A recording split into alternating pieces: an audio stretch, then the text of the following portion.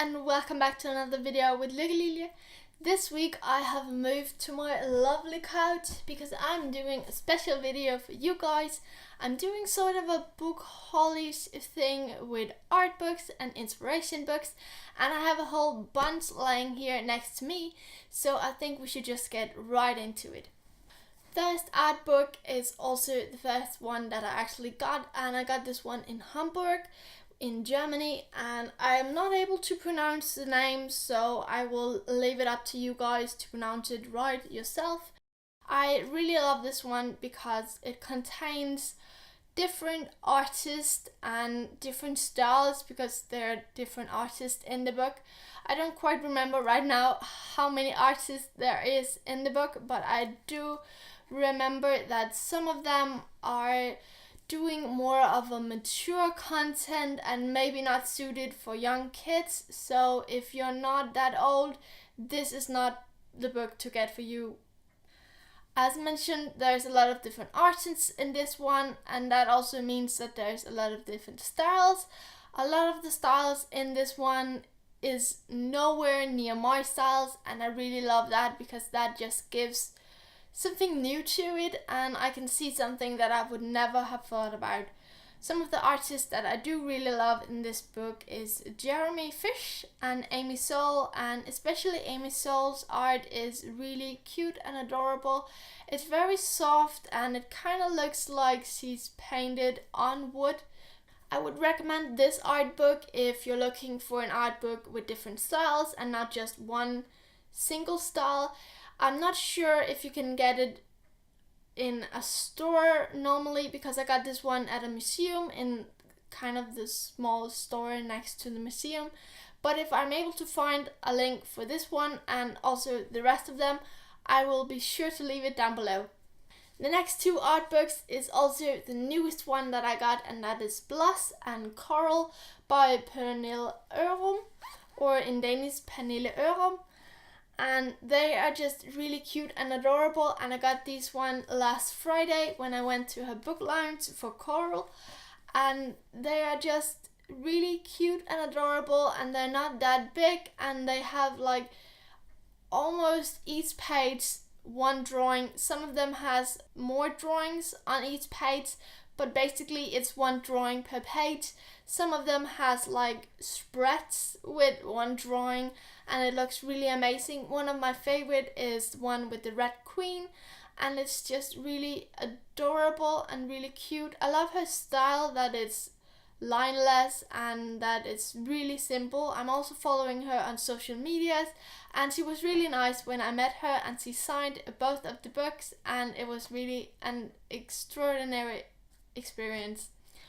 I would recommend these two ones if you like the simple art style, and if you just love books that just contains drawings, because this is basically more or less just drawings. In Coral there's a foreword and a small tutorial in the back, but otherwise it's just pictures and drawings, and it's really amazing. It's like having an Instagram but in book forms, and they're also really pretty next to each other, so that's a plus. Next book is The Art of Princess Mononoke, and this one is a classic art book. It do contains more backgrounds than characters developments, but I also really love that because I love how Miyazaki is doing the backgrounds in his movies, and it's just really amazing to look at. It's so pretty and so gorgeous, and some of the images are also kind of sketches colored in with watercolors, so they're really nice and pastels next to the more refined and finished drawings and also the screenshots. The book is sort of built up over the movie, so you're following the movie's flow as you go along in the book, and I think that's also why you don't really have any characters developments in the book, because it's following more of the movie than the development of the movie. I would recommend this art book if you're interested in seeing how Miyazaki is doing his work and how the sketches are done and so forth. And also if you're really interested in backgrounds and more of fantasy environment things, this is really gorgeous and definitely something you can get a use of. Next book is not really an art book, and it's unfortunately in Danish, but it's a book about Batman. And I got this one on sale, and it was really cheap, and I just couldn't leave it. And it's really pretty. The book itself, it contains a lot of images of Batman through the ages on how he looked in the comic, and it also contains like images of all of the villains in the Batman universe, and also something about Justice League and Superman, and it has a lot of action pictures. It do also contains a lot of text. I haven't really read the text unless I wanted to know something specific about a character, but it's just really pretty and amazing, and also just the way that the book is layouted is just amazing. I would definitely recommend this book if you're a Batman fan, if you like superheroes, if you want to draw more action poses or just more techniques on how to do like a build up of a world. This is a great book. It doesn't really tell anything about how to build the world, but you can sort of guess your way around it by looking at the book. Next book is quite big, it's not heavy, and it's unfortunately also in Danish. It's called Crazy About Fashion, and it contains a lot of images of fashion throughout the ages and drawings, and it has like these pages where you can fold it out, and then there's also images behind the pages, and it's just really an amazing book. I haven't read it because it doesn't really interest me that much to read about the fashion, more than I just want to look at how the fashion looked and kind of just gain inspiration from that. This book is, as I mentioned, in Danish, and I'm pretty sure I've seen it online if you want to go and purchase it, but if you want to read it, you will have to be able to understand Danish. But otherwise, it's really an amazing book. It has some really gorgeous pictures, and it's just, the book itself is really inspirational. Okay, the next book is also the most heavy one, and I bought this one when I went to see an exhibition at a museum here in Denmark, and it was an exhibition about Disney and the art of storytelling. The book itself does not really contain a lot of images, but all the images in this book is images that I've seen at the exhibition, and since we weren't allowed to take any pictures at the exhibition, I really wanted to get the book, and luckily we went to the exhibition during a holiday, so the book was on a small sale, so I just bought it, and I was really glad that I did. It do contains a lot of text, and I have read some of the text, maybe 1/4 of the book, but it's really big and really heavy. It do also contains both Danish and English, so that's probably also why it's so thick and so heavy, because it has to contain twice as much text as it would if it had only been in Danish or only been in English. It's really amazing to look through this book and to see some of the images, because I know that I have seen the drawings in real life, and some of them were like really old sketches from back when they did Snow White, and who would have guessed that some of the early sketches of Snow White, she was blonde. I was like, Snow White as a blonde, that's sort of weird, and I don't really know why, but it was really fun to see it, and just to know that you were standing so close to some really great history, and it was just amazing. So I know that this book was published because of the exhibition, so I'm not sure if you can get it somewhere, but I will check and see if you can buy it somewhere if you want to see some of the art in this one.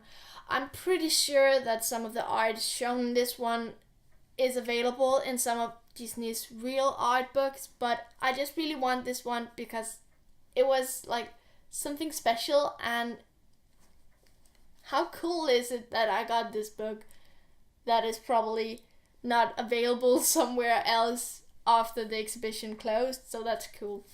The next book is a more classic art book again, and it's the art of Rise of the Guardians, and I just love this one. I love Rise of the Guardians and I love this book, and it's just pretty and amazing, and how they did like the printing job of the book is just blowing my mind each time I see the book.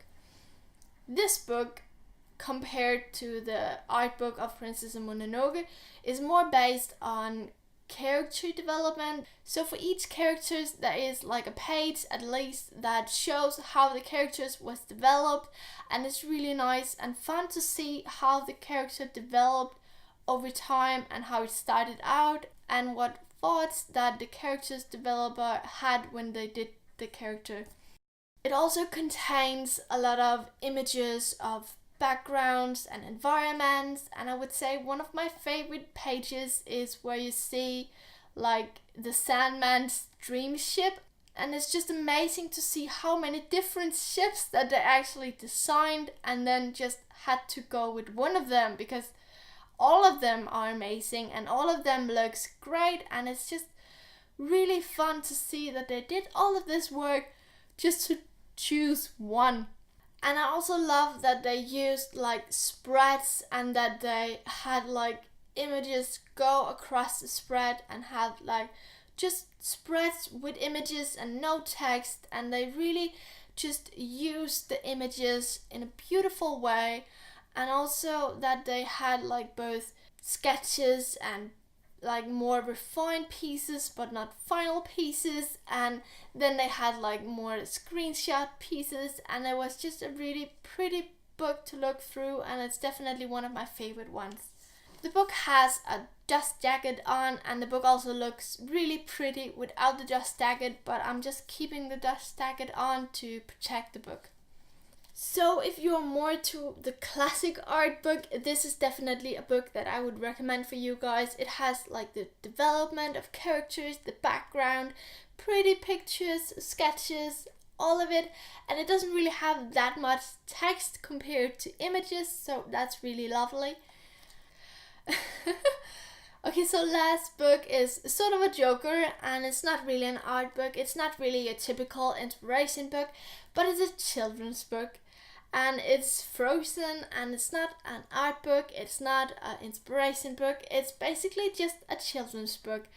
And I just really love the art in this book, and how the way the artist made the book sort of almost come to life by adding dynamic and movement to the drawing, which is something I really have to work more on. I decided to include this book just to show you guys that you don't have to go out and buy expensive art books to find books that you can gain inspiration from. Or you can go online, you can Google, you can use Pinterest, you can search on Instagram, you can follow your favorite artists and gain inspiration from them. I wanted to do this video because I wanted to show you guys that you can basically search inspiration from anywhere, and books is just one of the ways that I gain inspiration and use reference, and I just have them because I think that they're pretty. I really hope you enjoyed watching this video. If you did, please remember that I try posting a new video every week, and if you want to be updated even more, you can go and visit me on Instagram. And until next time, take care and bye bye.